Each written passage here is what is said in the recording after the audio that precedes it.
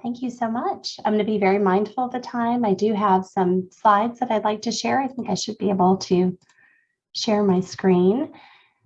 Can everyone see my screen okay?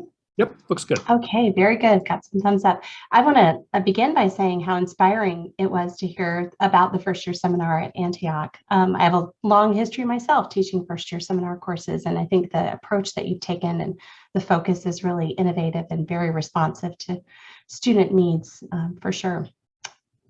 So today I'm going to share just a little bit about some of the work that I've done myself over the last couple of years.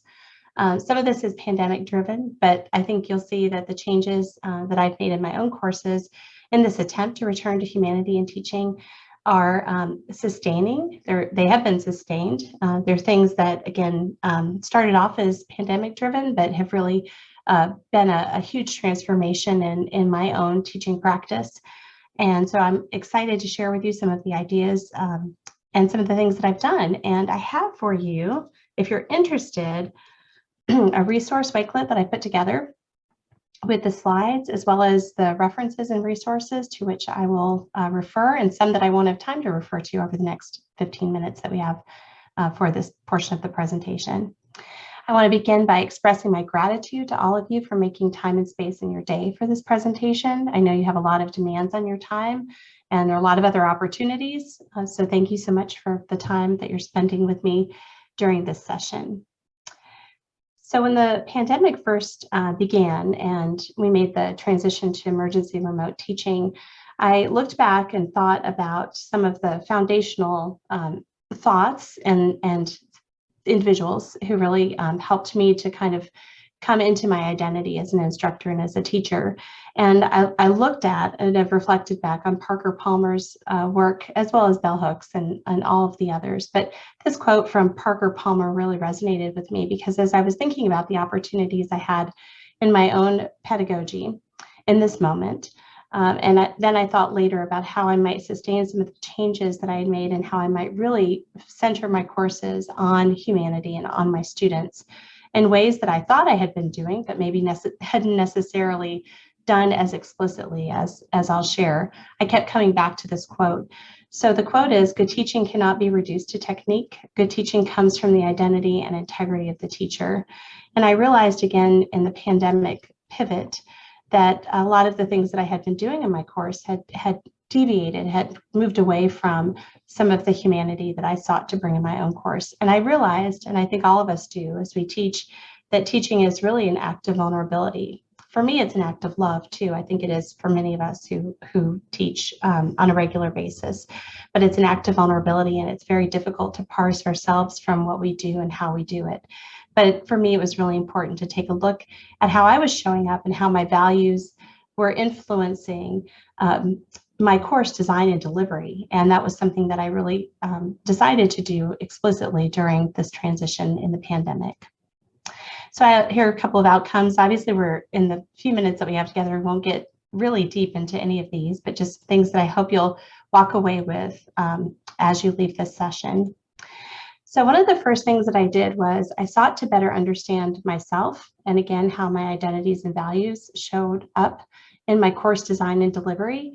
And this is something that I thought I was doing pretty regularly by keeping a teaching journal. I was a full-time faculty member before coming into my work with the Gardner Institute, and I still teach on a part-time basis, about 5 classes a year. But I realized that I wasn't really interrogating myself in the ways in which I should. So I really needed to look more closely at aspects of my identity and the ways in which they were informing the dynamics in my classroom. I needed to look at the ways that I was expressing selective vulnerability, while at the same time making sure that my narrative didn't become the dominant one, that I was providing students with space to share their own identities and personal narratives to the extent to which they were comfortable. And then thinking about and looking at how my values were really influencing the course design and delivery, and how perhaps I was unintentionally privileging some student identities over others. And so for me, this became really important, as I was redesigning my courses in the moment, to think about how I would continue to interrogate and reflect on these questions and understand better my own identity. And so one of the things you'll find in that resource wakelet that I've linked to is a document that I've created. You can make your own copy of it if you wish, where I've created some questions that I respond to on a very regular basis, and then places where I collect evidence so I better understand what it is that I'm doing in my course and how that actually is playing out. So it's just taking my reflective teaching practice and amplifying it a little bit more. I also looked at and thought a lot about humanizing my pedagogy.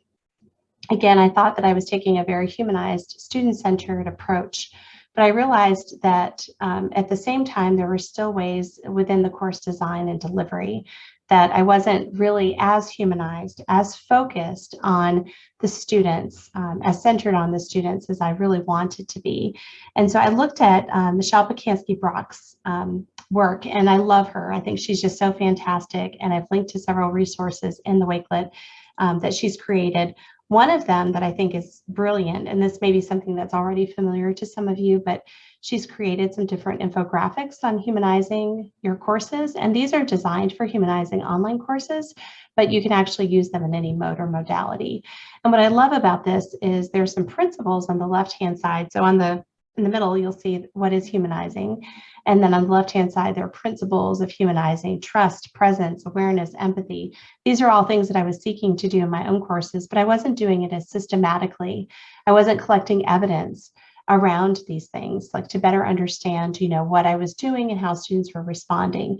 And so as I was thinking about this opportunity that I had in the moment and thinking about the changes I might make in my own courses, I considered what I might do and what it would look like. So if I was trying to engender trust, what would it look like? If I was trying to create presence, if I was trying to make students aware of how I was there to support them and how I was communicating empathy. I mentioned reflective teaching just a moment ago, and I got back into the practice of engaging in reflective teaching. And again, this may be a concept that's familiar to some of you, but reflective teaching is something that Stephen Brookfield created several years ago. And I love this process, and I deviated from it myself over the years. I was using a teaching journal, but I wasn't really actively collecting and using information in the ways in which Brookfield suggests in reflective teaching. So you can see the second bullet item describes the process, and I love it because it's something that you do during the course. It's not just about at the end of the semester as you're reflecting, as you're reading your student evaluations of teaching. It's action oriented. So you're looking at opportunities in the moment to make adjustments, and then afterwards as well. And you're also gathering information through various lenses. So you're using your own self-reflection, but at the same time gathering information from students, which I was already doing, but I needed to find other ways to do that in a more systematic way. Getting feedback from peers, obviously having others in your course doing some peer evaluation of teaching, and then engaging in the scholarly literature. And I think for me, it was just really important to find a place to make a recording of all of this. And the Google Doc that I mentioned earlier is just my way of keeping myself accountable as I'm engaging in that reflective teaching. So it was just one small attempt. Next, I looked at the ways in which I was gathering information about my students and how they identify. And this was in an attempt to better meet the needs of my students and to not make assumptions about what they needed in my course. And I know that this is impossible to read, so don't even try. But go to the Wakelet because I have the original document there.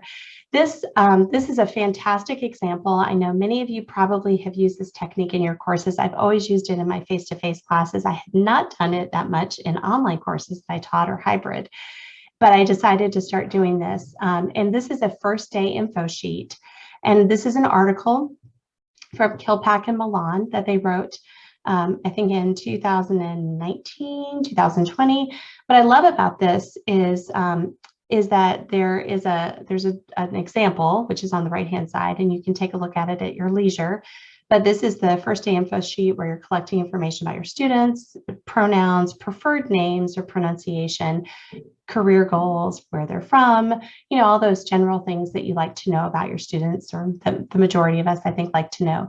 But what it was so great about the pandemic moment and this pivot and the integration of this tool into my teaching practice was I was also asking students before the class started to share this information and to tell me how they might be accessing the information in the class. Do you have access to the internet? Do you have access to a computer? Will you be, using your phone, your cell phone, or another device to access the information in the course? And I was sharing with them the fact that I wasn't going to make any judgments about them or about their situation based on this information. It was simply for me to be able to make some fine-tune adjustments, even adjustments in the moment that would be better responsive of their needs based on what I understood about them. So there are micro data that I could collect about my students and use, and I was very transparent about the use of those data.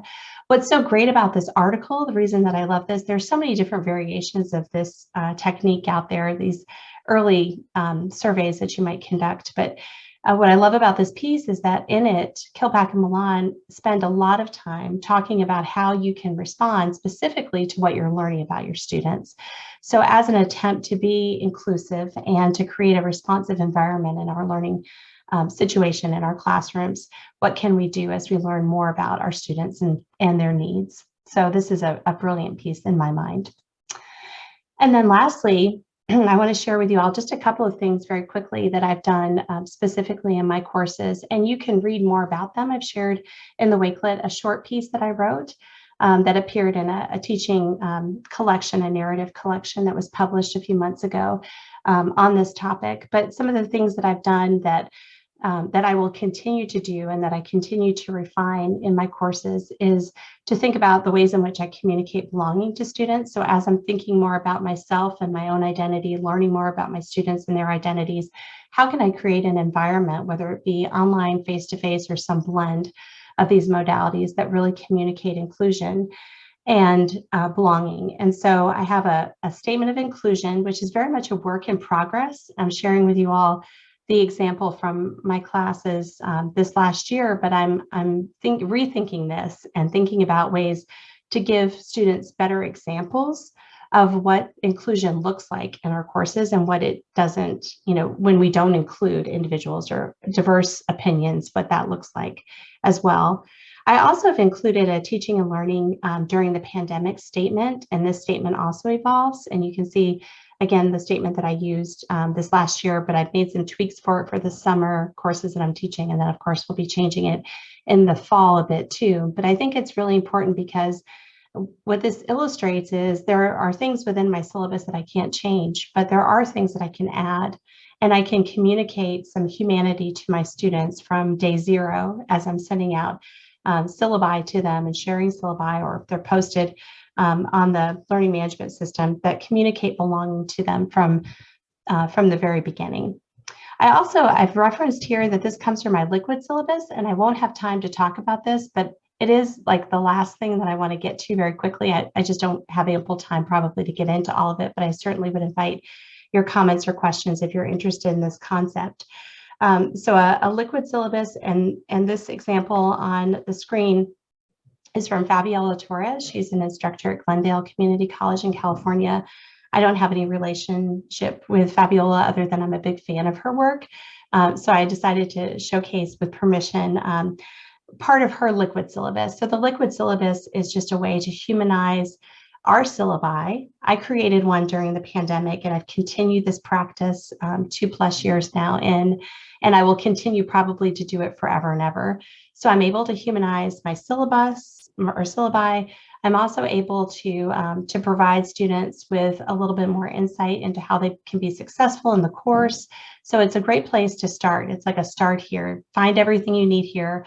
I also use a tilt approach in my liquid syllabus. So for each of the assignments, I'm using the transparency and learning and teaching framework to communicate the purpose, task, and criteria for success.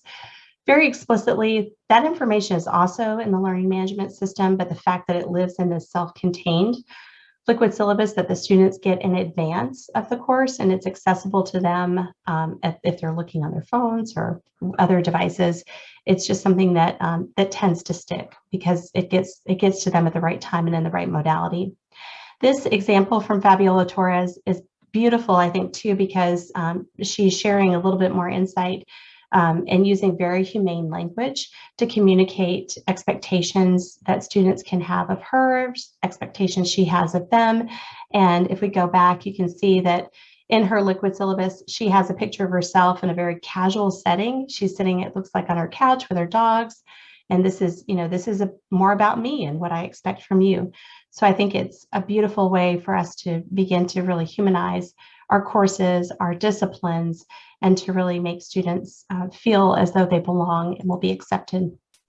Universal design for learning, I don't have time to get into, but that's another thing that I really turn to in this time to think about how I can provide students with lots of opportunities for multiple means of engagement and representation. And there's more information in the Wakelet if you're interested in that as well.